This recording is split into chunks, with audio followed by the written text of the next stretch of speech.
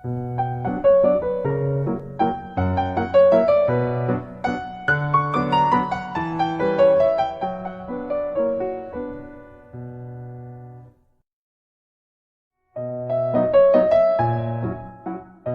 the Freudian conception of psychic bisexuality to the current approaches of transgenderism, the question of gender has knocked at the door of psychoanalysis to account for its articulation in the social context of its time.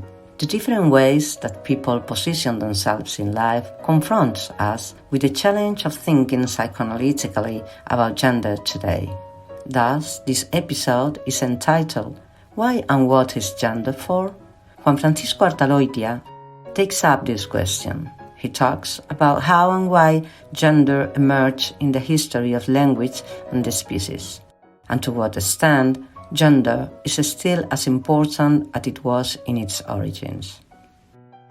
Juan Francisco Artaloytia holds a PhD, is a medical doctor, a psychiatrist and training psychoanalyst of the Psychoanalytic Association of Madrid. He has been secretary and editor-in-chief of the Journal of Psychoanalysis of the APM. He is currently representative for Europe on the board of the International Psychoanalytic Association. He has published articles and given lectures in national and international media.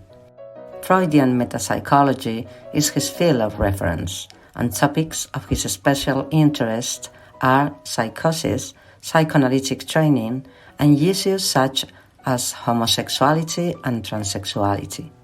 He has just published the book Una metapsicología freudiana para el siglo XXI, a Freudian metapsychology for the 21st century, which is a recapitulation of his work over the last 15 years.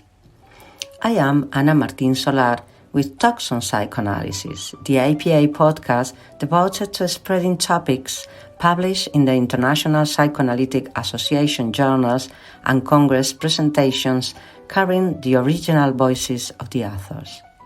These podcasts, published by the International Psychoanalytic Association, are part of the activities of the APA Communication Committee and are produced by the podcast editorial team. The team coordinator is Gaetano Pellegrini, and the editing and post-production is carried out by Massimiliano Guerrieri. To obtain more information about the work, as well as that of the author, you can visit the writing text of this episode, where you will also find the link to download the article. To stay informed about the latest podcast releases, please sign up today.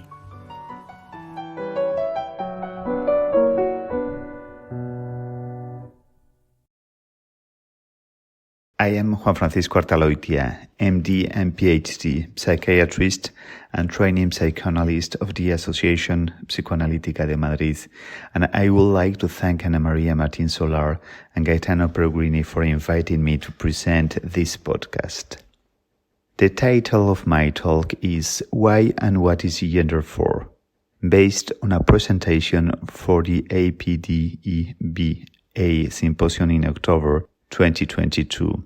If you want more details, you can consult the written document on which is based and which you will be able to access through a link. To introduce the question, I will raise three fundamental ideas. First, in Freudian metapsychology, there is a keystone related to the contact between the heard word and the visual image of the thing.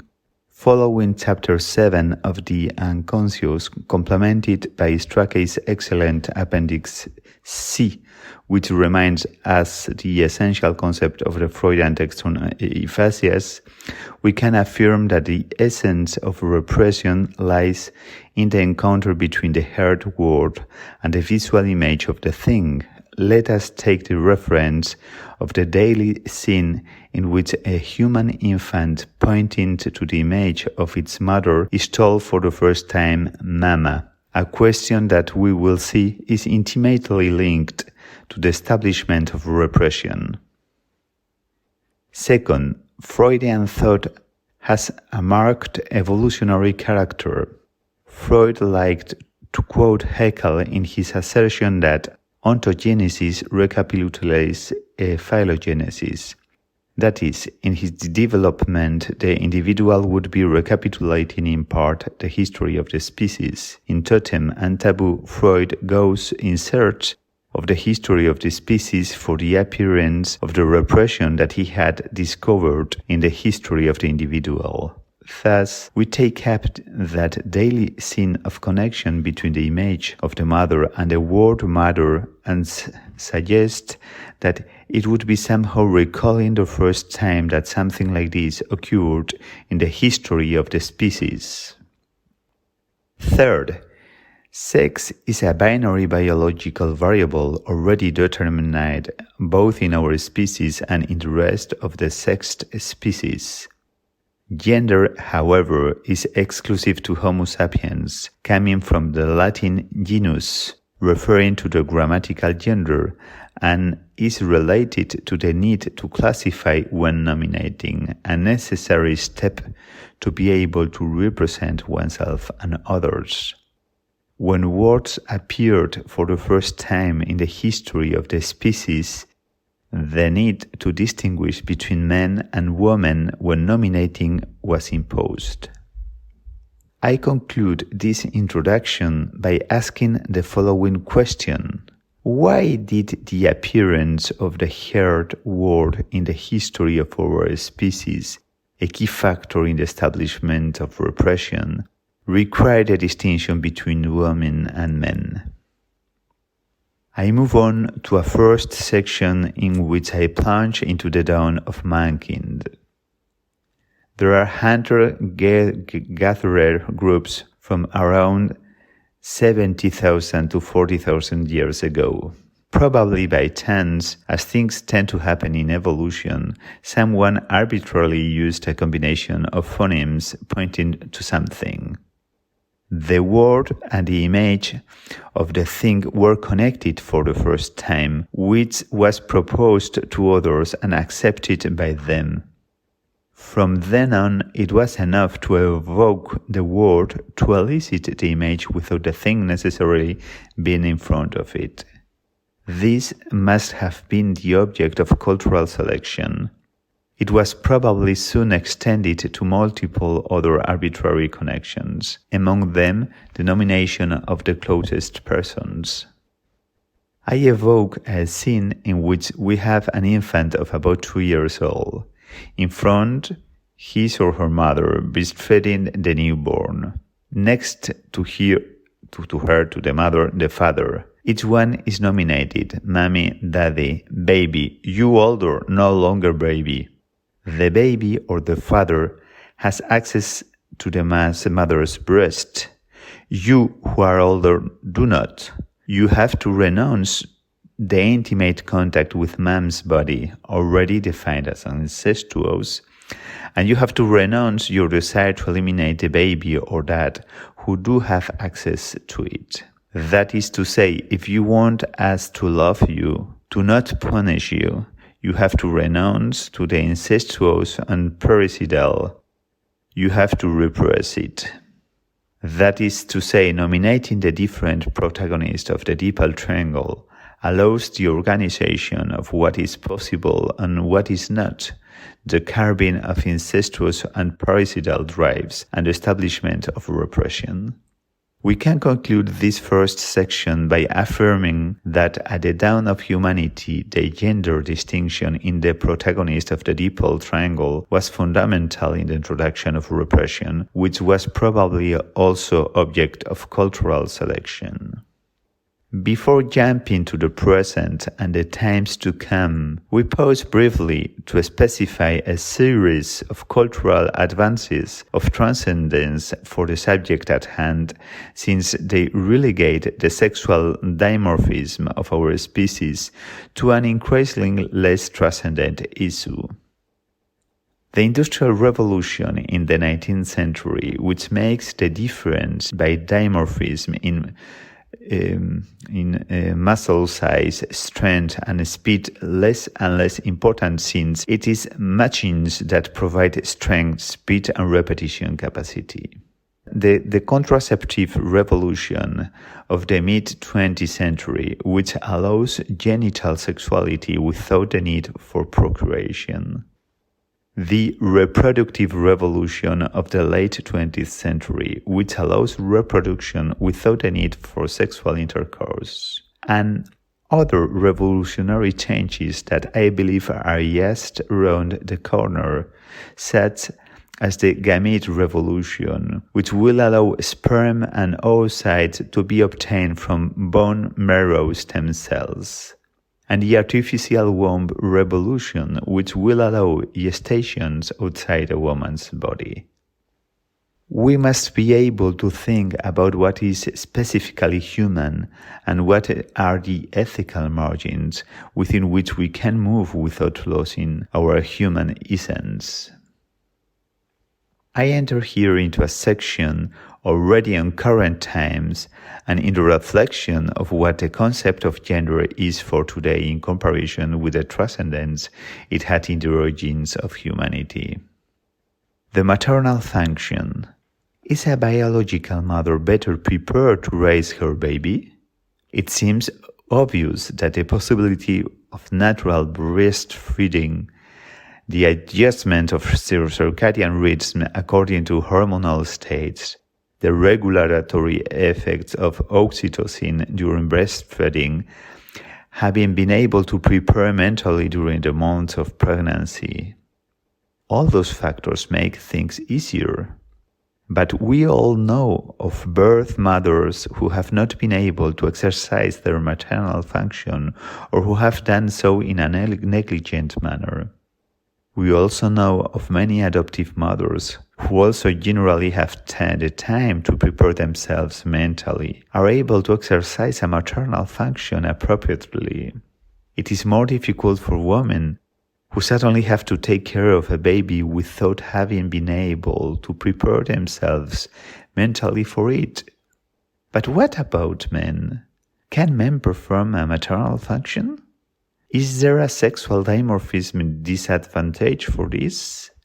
When maternal mortality during childbirth was high, it was not uncommon for widowed men to have to raise their children. After, they were supported by other women, but sometimes not. And today, there are more and more families in which she is the wealthier part in terms of work and economics, and he is the one who assumes greater responsibility in raising children. Or families with a divorced and shared custody, or homosexual families of men. These are situations in which we increasingly find men playing a leading role in the performance of the maternal role with their children. We are psychoanalysts. We will probably agree that it was Klein who put the focus on what happens between the baby and the mother. But neither will there be much disagreement that it was Winnicott who taught us the importance of being able to assume a more maternal position as analysts, tolerating important degrees of regression in our patients. And it is here that our psychic bisexuality and the capacity to be able to integrate masculine and feminine identifications becomes very important. And in performance of a maternal function, it is undoubtedly essential to have good identification figures. The paternal function and the primary sin. First, I want to distinguish clearly the fantasy about the origins, which refers to how one was conceived, and the primary sin, which is the exclusion that the infant experiences when he or she is left out of the relationship between her father and mother. It is this second one that is essential for the establishment of repression. I remember the scene described above, face to the breast and the new baby. The infant has to renounce being in bodily intimacy with his mother and has to renounce the desire to eliminate his rival. Although historically the two often coincided, for example, the scene in which one was conceived coincided with the exclusion one suffered afterwards, this is less and less the case. For example, the mother is widowed during pregnancy and takes up with another man. In the origins would be the mother and the biological father. In the primary scene that the infant later experiences would be the mother and her new partner. Can this man, who is not the biological father, exercise a paternal function in the sense of trying to help the infant to assume this exclusion in a structuring way? It seems obvious that he can. But if it were a woman, that is to say, what if the mother's new partner is a woman? Of course it can. I even have a published case, that of a woman violinist who raises her baby alone, but who from time to time needs to exclude him in order to play the violin, an activity strongly invested by sublimatory channels in relation to a very Oedipal history of the mother. This baby, now an adult, is a violinist in an important orchestra. He is also heterosexual and a father with a good integration of maternal and paternal functions. However, that element of exclusion from the primary scene can also become a source of identification, as we can suspect in the story of the violinist. What happens with that so that mom is smiling after being alone with him? Will I be able to look like him so that mom smiles this way too? Obviously, it is not the same whether we are dealing here with a man or a woman, although both can have masculine and feminine identifications. In my experience, what is really important in homosexual couples as well as in single-parent families is that there are male and female reference figures in the environment who can become stable and valued source of identification. Conclusion. The difference between being a woman and a man was determinant in the origins of our species, to the point that the emerging language had to include gender, that is, the ability to distinguish between the two when nominating. This was not only a basis for establishing the ways of representing oneself and others that characterize us, but it was also the door to the Oedipal order and establishment of repression as a more sophisticated mode of organization.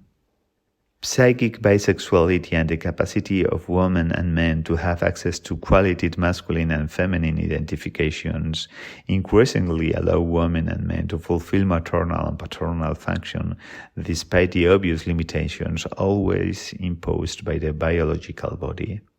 The possibility of continuing to be able to establish quality repression is possibly more conditioned by the fact that there are people in the environment with good identifications along the lines described that by the suitability of their biological bodies. With all this, I believe I can affirm that gender, so determinant in our origins as species, is less transcendent today than it was then, and that it will possibly lose even more weight as events unfold.